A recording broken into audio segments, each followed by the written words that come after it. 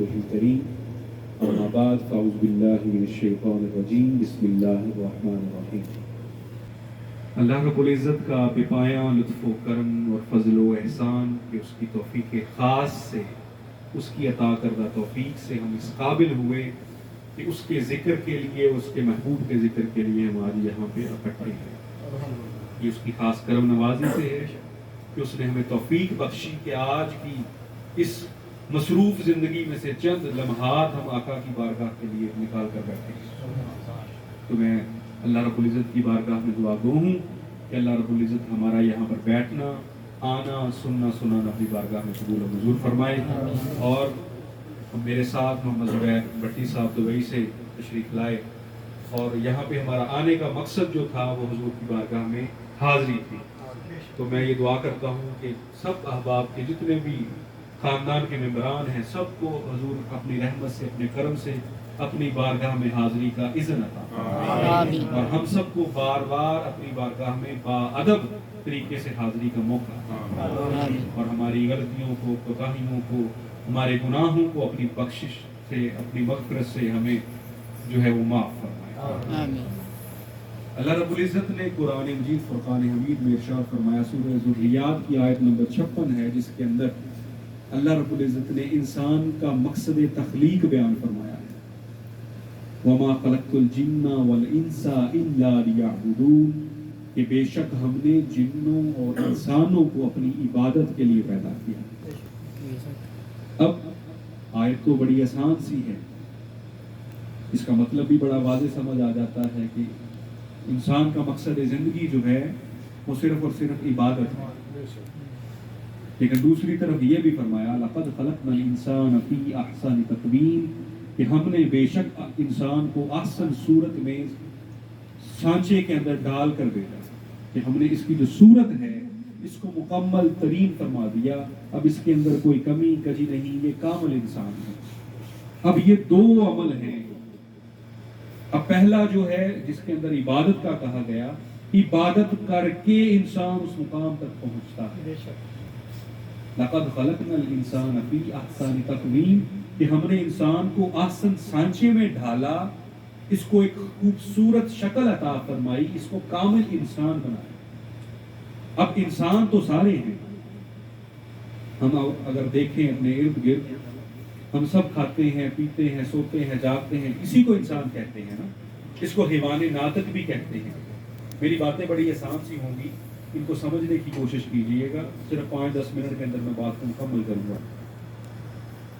کہ انسان ناطق، حیوان ناطق ہے۔ جس طرح بلیاں ہیں، بھینسیں ہیں، گھوڑے ہیں، دیگر جانور ہیں، وہ بھی سب کھاتے ہیں، پیتے ہیں، اور اپنی مشقت کرتے ہیں، اپنا کام دیتے ہیں اپنے مالک کو، اپنی ڈیوٹی پوری کر دیتے ہیں۔ یعنی ان کا مشقت کرنا جو ہے وہ ان پہ فرض ہے، ان پہ لازم ہے کہ وہ کریں گے تو ان کو چارہ ملے گا۔ اسی طرح انسان جو ہے اس پہ لازم ہے کہ عبادت کرے گا تو یہ انسان کامل بنے گا۔ اب انسان کامل جو ہے یہ حیوان ناطق اس دنیا کے اندر آیا ایک حیضی جنم لے کر۔ کون سا جنم لے کر؟ حیضی جنم لے کر اپنے ماں باپ کے ذریعے سے دو نطفے ملے، دو نطفے ملنے سے اس کا وجود تخلیق میں آیا، پھر یہ اس کائنات کے اندر آیا۔ اب دیکھا جائے تو ماں کا نطفہ وہ بھی پلید، باپ کا نطفہ وہ بھی پلید۔ اب دو پلید چیزیں ملی تو یہ انسان بنا، اس کا وجود اس کے ماں کے اندر ہونا شروع ہے۔ اب دیکھا جائے تو یہ پلید جنم لے کر اس دنیا کے اندر آیا، اب یہ پلیتی جو ہے یہ دور کیسے ہوگی؟ میری بات کو اس طرح سمجھنا ہے، یہ پلیتی جو ہے یہ ماں کے رحم کے اندر رہا، ماں کے پیٹ کے اندر رہا، باپ کا نطفہ جو اگر آج لباس پہ لگ جائے ہم کہتے ہیں غسل واجب ہو گیا، ہم پہ غسل لازم ہو گیا، ہم احتلام ہو جاتا ہے، یہ شرعی باتیں ہیں اس لیے اس میں کوئی حرج نہیں آپ کو سمجھانے کے لیے۔ وہی ایک قطرہ انسان کا نکل کر باہر وجود کے ساتھ لگ جائے، لباس کے ساتھ لگ جائے، لباس پلید ہو جاتا ہے، اس کو وضو کی ضرورت پیش آتی ہے، اس کو غسل کی ضرورت پیش آتی ہے۔ لیکن اگر غور کرے اس کا سر سے لے کر پاؤں تک یہ خود کس چیز کا بنا ہے، اصل غور اس طرف کرنی ہے کہ یہ خود کس چیز کا بنا ہے، اور ماں کے پیٹ کے اندر اس نے 9 ماہ کھایا کیا ہے، اس کی خوراک کیا تھی۔ اب خوراک جو ہے وہ ماں کا حیض جو رک جاتا ہے، یہ ہمارے لیے خوشخبری ہو جاتی ہے کہ خوشخبری ہو کہ حیض رک گیا ہے، حمل ہو گیا ہے، بچہ پیدا ہوگا، ہمارے لیے خوشخبری شروع ہو گئی، لیکن ادھر خوراک شروع ہو گئی، ماں کے پیٹ میں وہی گندگی وہ بچہ کھانا شروع ہو جاتا ہے۔ یعنی اب 2 وجود جب ملے، 2 ناپاکیاں ملی تو اس کا وجود میں آیا۔ اب وہی وجود جب یہ انسان لے کر باہر آتا ہے، اس کائنات کے اندر آتا ہے، تو یہ کہتا ہے کہ مجھ سے بڑا شاہ سوار ہی کوئی نہیں ہے، مجھ سے بڑا انسان ہی کوئی نہیں ہے، جس قدر میری فضیلت اور میرا مرتبہ ہے اس سے بڑا کوئی بھی نہیں ہے۔ لیکن اگر اپنی حقیقت کو پہچانے، وہ ہمارے بزرگ فرماتے ہیں کہ انسان جو ہے یہ 2 موت ہیں، انسان 2 موتوں کا ملاپ ہے، موت کہتے ہیں نا پیشاب کرنے۔ اگر تو یہ اپنی حقیقت کو پہچان جائے پھر تو یہ پوت بن جاتا ہے، یعنی بیٹا بن جاتا ہے، پتر بن جاتا ہے۔ اگر یہ اپنی حقیقت کو نہ پہچانے تو پھر یہ موت کا موت ہی رہتا ہے۔ یعنی اس بات کو سمجھنا ہے کہ اللہ رب العزت نے ہمیں جو اس دنیا کے اندر کرنے کے لیے بھیجا ہے، آیا کہ ہم نے وہ کیا، اس نے جو ہمیں ڈیوٹی لگا کے بھیجی تھی وہ ہم نے کی۔ وہ ڈیوٹی کیا تھی؟ وَمَا خَلَقْتُ الْجِنَّ وَالْإِنسَ إِلَّا لِيَعْبُدُونِ، کہ ہم نے انسانوں کو اس لیے پیدا کیا کہ وہ ہماری عبادت کریں۔ اب بات تو عبادت پہ ختم ہو گئی، اب عبادت کیا ہے؟ اب عبادت وہ جو اس کو انسان نے کامل بنائے، عبادت وہ جو اس کو موت سے نکال کر اس کو پوت بنائے، اس کے اندر سے اس کی غلاظتوں کو نکالے، اس کی علائشوں کو نکالے اس کے اندر سے، پھر اس کو جو ہے وہ بیٹے کا مقام ہوتا ہے، پھر یہ انسان کامل بنتا ہے۔ اب دیکھنا یہ ہے کہ وہ عبادت کیا ہے۔ اب عبادت ہم سمجھتے ہیں کہ وضو کر لیا، نماز کا وقت ہو گیا، نماز کے لیے چل پڑے، مسجد میں کھڑے ہو گئے، لیکن دھیان کدھر؟ جدہ کی گلیوں میں پھر رہا ہے۔ دھیان، نیت جدہ کی گلیوں کے اندر گھوم رہی ہے، مکہ کی گلیوں میں گھوم رہی ہے، فیصل آباد کی گلیوں میں گھوم رہی ہے، کہیں بھی دھیان جو جدھر بھی چلا جائے، نیت اس نے امام کے پیچھے باندھی ہوتی ہے، لیکن اس کا دھیان جو ہے وہ گلیوں کے اندر گھومتا پھر رہا ہوتا ہے۔ تو اس کا مطلب کیا ہے؟ یہ کھڑا تو عبادت میں ہے لیکن یہ اس کے مقام سے واقف نہیں ہے۔ عبادت نے اس کو جس منزل پر لے کے جانا تھا اس منزل سے غافل ہے یہ انسان۔ اگر اس منزل کو یہ پا لے، اگر اس کی فضیلت کو سمجھ لے تو پھر یہ انسان کامل بنتا ہے۔ تصوف کے حوالے سے حضور غوث العظم شیخ عبد القادر جیلانی نے فرمایا، بات بڑی آسان سی ہے کہ تصوف تو سب کرتے ہیں، تصوف تو سب کرتے ہیں، آیا کہ اس کو کبھی سمجھا بھی ہے کہ یہ لفظ کیا ہے؟ یہ لفظ 4 ہیں، 4 لفظوں کا مجموعہ ہے۔ میرے ساتھ آپ نے دہرانے ہیں تو مجھے بات سمجھ آئے گی کہ آپ کو واقعی میں میری بات سمجھ آ رہی ہے۔ تصوف کا جو لفظ تا ہے، ایک صاد ہے، ایک واو ہے، ایک فا ہے، اور یہی انسان کی منزل ہے، یہی انسان کی منزل ہے، یہی مقام اس نے حاصل کرنا تھا۔ یعنی حضور غوث العظم شیخ عبد القادر جیلانی نے فرمایا کہ انسان جب پیدا ہو کے اس دنیا میں آتا ہے تو اس کا سفر تا سے شروع ہوتا ہے اور فا پہ جا کے ختم ہو جاتا ہے۔ یعنی گویا کہ ایک ولی کی زندگی، ایک مومن کی زندگی، ایک مسلمان کی زندگی کا سفر جو ہے وہ تا سے شروع ہو کر فا تک جانا چاہیے، تو اس نے اپنی زندگی کا مقام پا لیا۔ اگر جو رستے میں رہ گیا وہ پھر سمجھ لے، اس بات کو سمجھانے کے لیے انہوں نے یہ بات کی۔ اگر یہاں سے آپ ارادہ کر لیں کہ ہم نے مدینہ شریف جانا ہے، جدہ سے مدینہ کا سفر تو طے ہو گیا، لوکیشن طے ہو گئی، راستے کی لوکیشن لگا لی، نیلی پٹی آ گئی، ہم نے جانا ہے جی یہ رستہ ہے۔ اب آپ کی مرضی ہے اس نیلی پٹی پہ کدھر تک چلتے ہیں۔ اب آپ مدینہ شریف سے پہلے ہی مقام بدر سے ہو کے واپس آ جاتے ہیں تو اس کا مطلب کیا ہے؟ نیلی پٹی تو آپ کو لے کے جا رہی تھی لیکن آپ نہیں گئے. رستہ تو آپ کو دکھلایا جا رہا تھا لیکن آپ نے اس کو فالو نہیں کیا. یہ غلطی کس کی ہے؟ یہ غلطی ہماری. اب تصوف جو ہے تا سے شروع ہوتی ہے اور فا پہ ختم ہوتی ہے. اب یہ انسان کا مقدر ہے وہ تا پہ رک جائے، صاد پہ رک جائے، واو پہ رک جائے یا فا کے اسٹیشن پہ جا کے بریک لگا دے. اس لیے ہم نے سمجھنا کیا ہے. بات کو مختصر کر رہا ہوں، یہ بات کرتے کرتے کرتے پوری رات گزر جائے گی. بات مختصر یہ ہے کہ انسان کی جو عبادت ہے وہ تب شروع ہوتی ہے جب یہ توبہ کرتا ہے. توبہ جب کرتا ہے ایسی توبہ جو اس کے ظاہر کو پاک کر دے. تصوف کی جو تا ہے یہ دو تا ہیں، یعنی حضور غوث اعظم فرماتے ہیں کہ ظاہری توبہ اور ایک باطنی توبہ. ظاہری توبہ تو یہ کہتا ہے کہ یا باری تعالیٰ ابھی گناہ کر کے آیا، دل کے اندر شرمندگی ہوئی، یا باری تعالیٰ میں معافی مانگتا ہوں. معافی مانگ لی، خلاص ہو گیا، معاملہ ختم ہو گیا، معافی ہو گئی. 2-4 دن بعد اس کی جو لذت دل میں آتی ہے پھر دل کرتا ہے کرنے کو کوئی بھی گناہ، پھر کرنے کو دل کرتا ہے. اس کا مطلب کیا ہوا؟ ظاہراً تو توبہ کی لیکن باطناً توبہ ابھی نہیں ہوئی. اس کا مطلب اس کی ابھی تا مکمل نہیں ہے. جب اس کی تا مکمل ہوگی پھر اس کا یہ جو دل کرتا ہے یہ نہیں کرے گا. یہ جو اس کا دل کرتا ہے پھر یہ دل نہیں کرے گا. پھر یہ دل جو ہے اس کو صفائی کی طرف لے کے جائے گا، کہے گا کہ انہی چیزوں میں سے نکل کے تو آج اس مقام پہ پہنچا ہے. اگر اس کی مثال ایسے میں دیتا ہوں کہ کمپنی کے اندر آپ کو ایز اے ڈائریکٹر لگا دیا جائے، کچھ عرصے بعد آپ کو کہیں کہ آپ نے نیچے جو ہے وہ بیل بوائے کا کام کرنا ہے تو آپ کو اچھا لگے گا؟ یا نیچے جو آپ نے صفائی ستھرائی کرنی ہے یا نیچے والا جو شعبہ ہے اس کے اندر لگا دیا جائے، کلرک لگا دیا جائے، آپ کو پسند آئے گی؟ یہ بات نہیں آئے گی.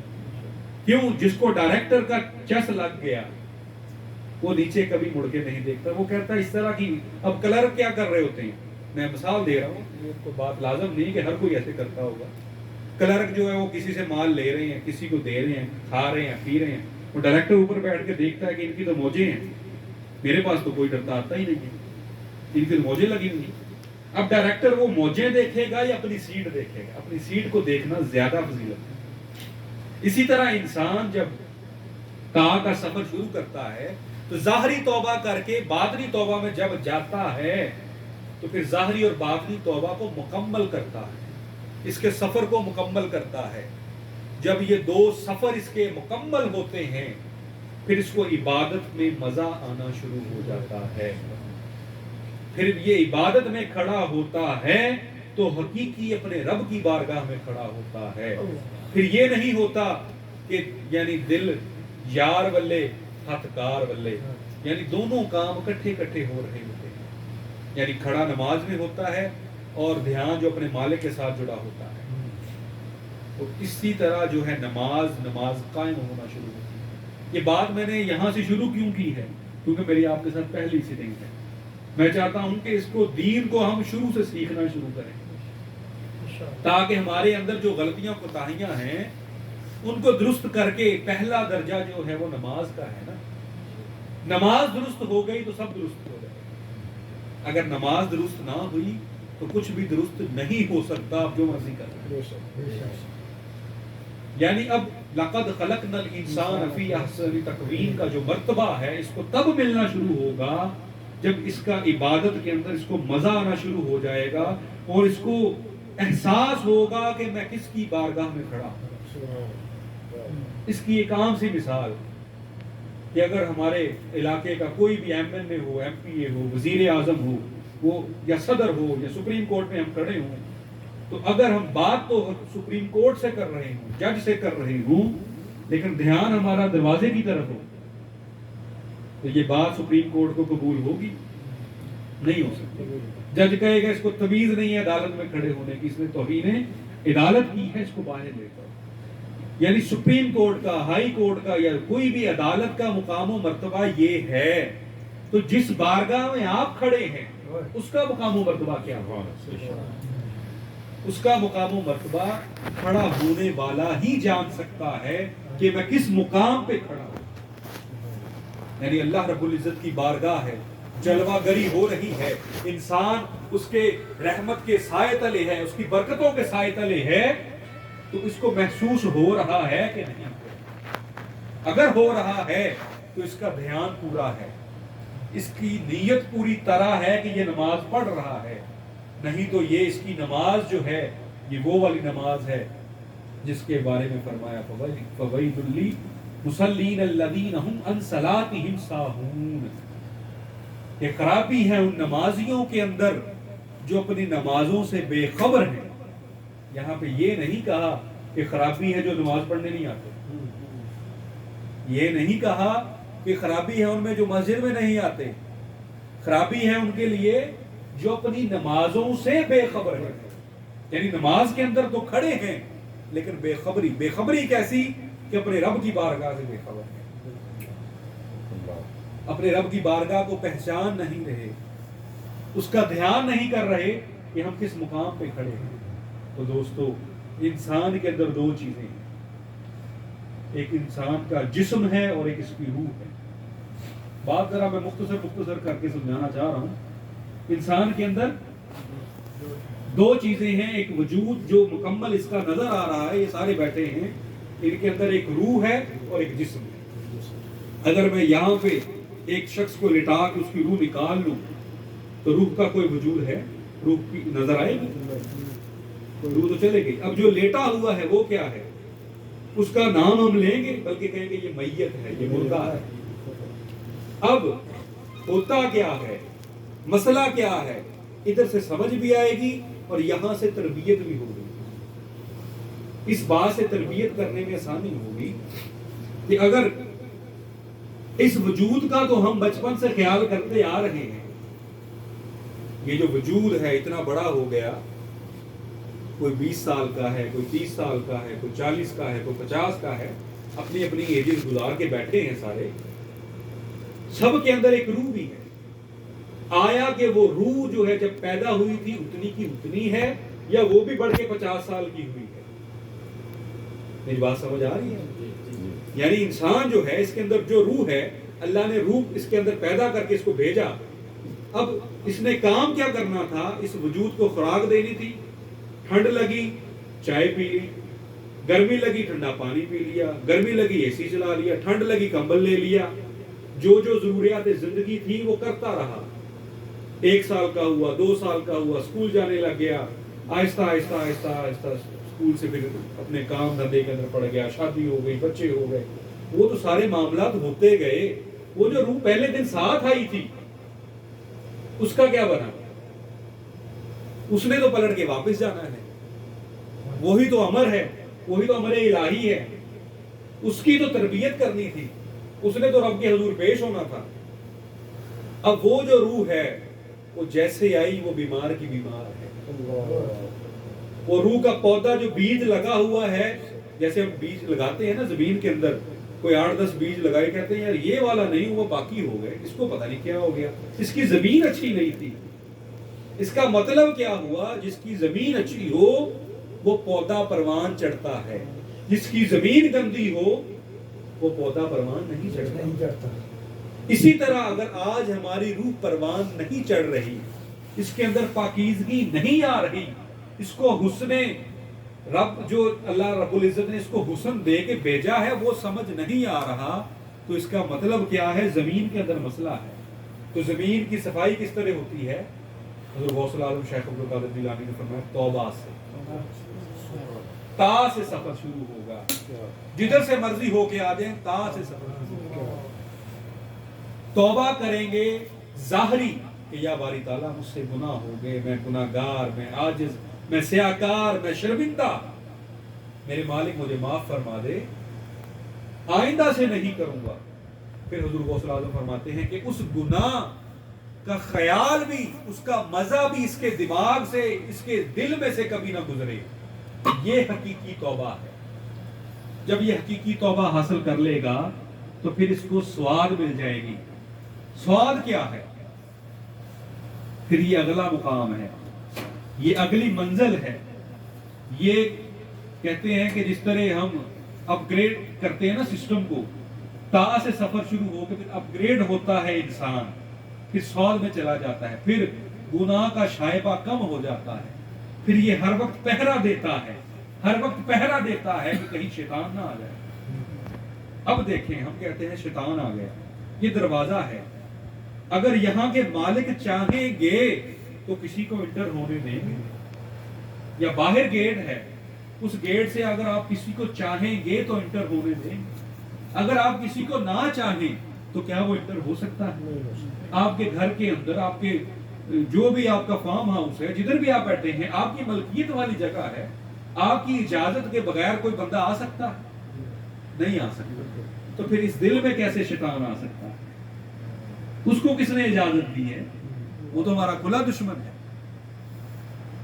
اس کو ہم دشمن بھی مانتے ہیں، ساتھ اس کو اجازت بھی دیتے ہیں، کنجیاں بھی دی ہوئی ہیں، کبھی کبھی آ جائے کہ جب تیرا دل کرے دروازہ کھول اور آ جا، ہمیں بتائے بغیر آ جا، کوئی مسئلہ نہیں، ادھر بھی پہرا دینا پڑے گا۔ جس طرح ہم اس دنیا داری والے گھر کا پہرا دیتے ہیں، ویسے ہی اس دل والے مکان کا، دل والے حجرے کا، جس کے بارے میں اللہ رب العزت نے فرمایا کہ قلوب المؤمنین عرش اللہ تعالی، کہ مومنین کا جو قلب ہے، مومنین کا جو دل ہے، یہ میرا گھر ہے۔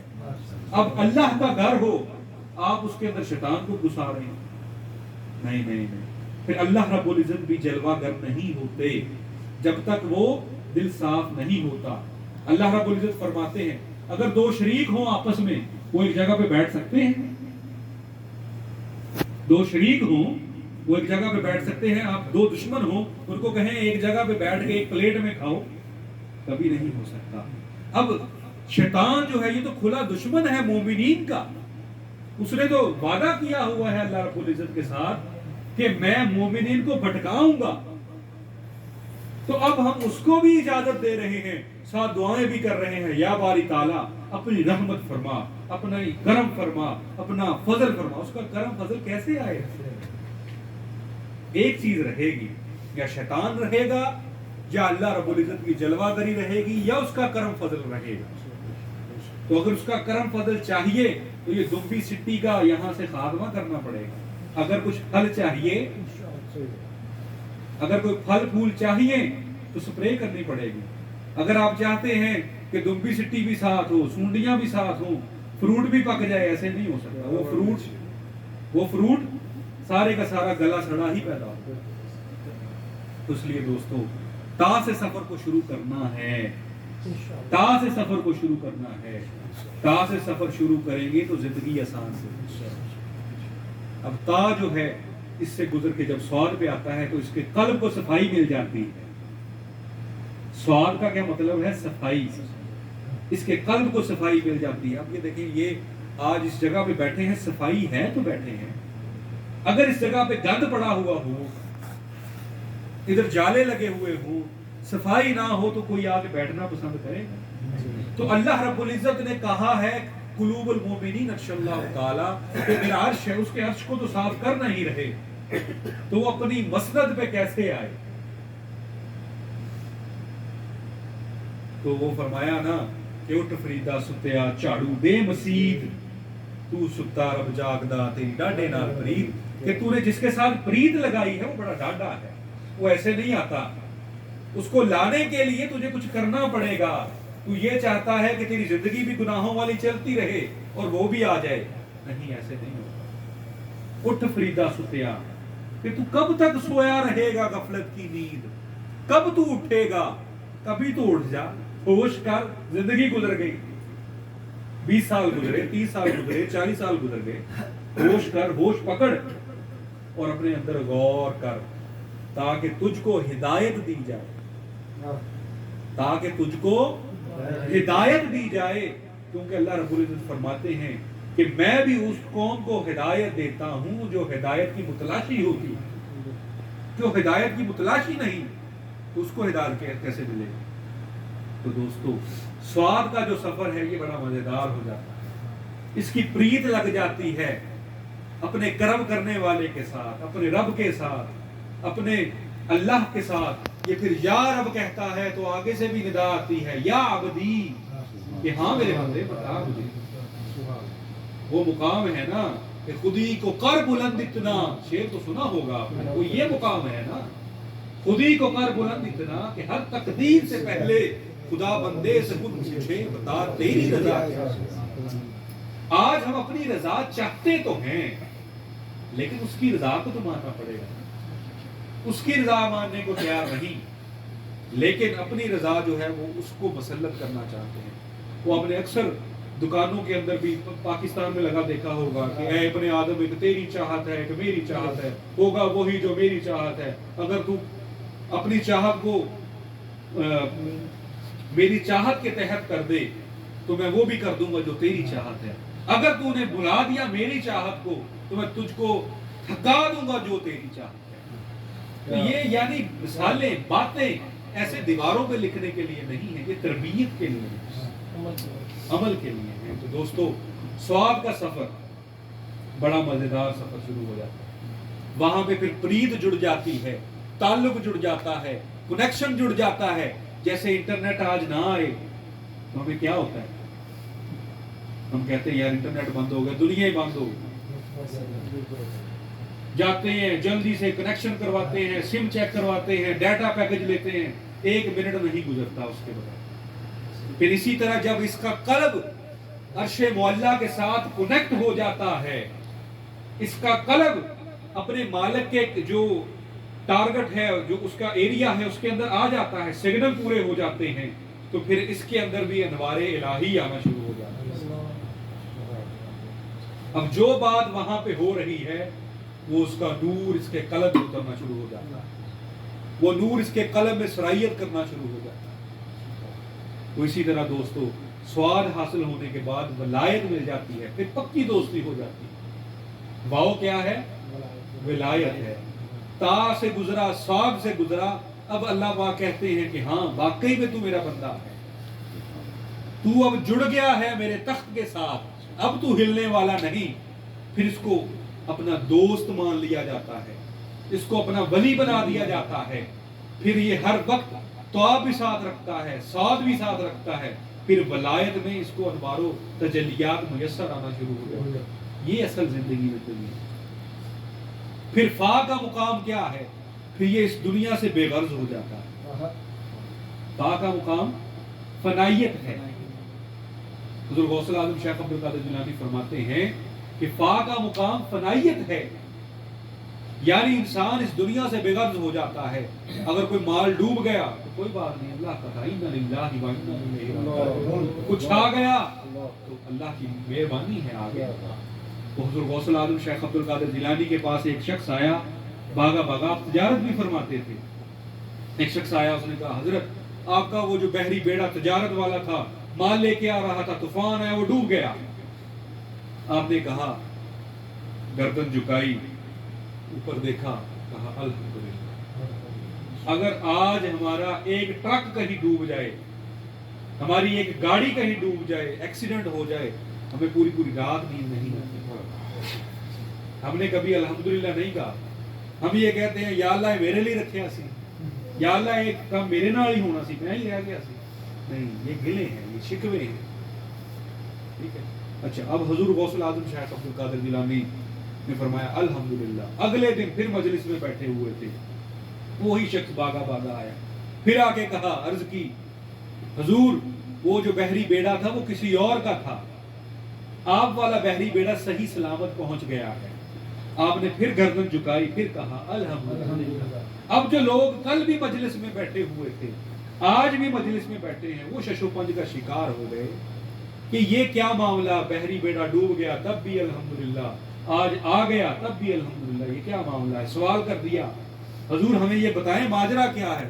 انہوں نے کہا، او چلو تم، او پاگلو، او میرے مریدو، تمہیں ابھی تک بات سمجھ ہی نہیں آئی کہ میں نے نہ تو بحری بیڑے کے ترنے پہ الحمدللہ کہا، نہ اس کے ڈوبنے پہ الحمدللہ کہا، میں نے تو اپنے قلب کو دیکھا، میں نے اپنے قلب کو دیکھا کہ جو خبر میرے کانوں کے ذریعے سے، حواس خمسہ کے ذریعے سے، آنکھوں کے ذریعے سے جو پیغام مجھے دیا جا رہا ہے، جو خبر مجھے سنائی جا رہی ہے، وہ خبر میرے ذہن میں سے گزری، گزر کے میرے قلب تک پہنچی.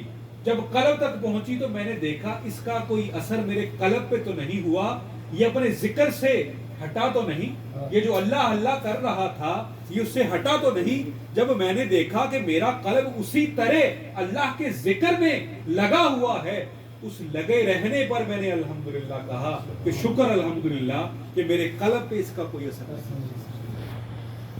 اسی طرح جب اگلے دن خبر ملی کہ آپ کا بحری بیڑا صحیح سلامت پہنچ گیا تو یہ تو خوشی والی بات تھی, یقیناً میرا قلب جو ہے وہ خوشی میں جھوم سکتا تھا. پھر میں نے دیکھا کہ جو خبر میرے کانوں کے ذریعے سے, دماغ کے ذریعے سے میرے دل تک پہنچی تو آیا کہ اس کے ساتھ اس نے اپنا ذکر کرنے میں کوئی تیزی تو نہیں آئی, یا اس کی دھڑکنوں میں کوئی تیزی تو نہیں آئی. تو میں نے دیکھا یہ مسلسل اسی رفتار سے اپنے ذکر کے اندر مشغول تھا. تو میں نے اس کے مشغول ہونے پہ الحمدللہ. تو مقام تو یہ ہے کہ ہم اس دنیا کے اندر جیے تو صحیح, رہیں تو صحیح, لیکن ہمارا جینا مرنا اس دنیا کے لیے نہ ہو. ہمارا جینا مرنا اپنے رب کے لیے. عبادتوں کا مقصد وما خلقت الجن والانس الا لیعبدون. اسی آیت پہ آ کے میں اس کو اب اپنی بات کو مکمل کرتا ہوں کہ عبادت جو ہے وہ وضو سے شروع ہوتی ہے, وضو کرنے سے پاکیزگی ملتی ہے, پاکیزگی ملتی ہے تو نماز میں آتا ہے, نماز میں آتا ہے تو رب کے حضور پیش ہوتا ہے. یہ ایک سفر ہے, یہ ایک سفر ہے. اب وضو کرنا سیکھنا پڑے گا کہ وضو وہ کون سا ہے, جسمانی تو کر لیا, روحانی کیسے ہوگا. اس طرح اب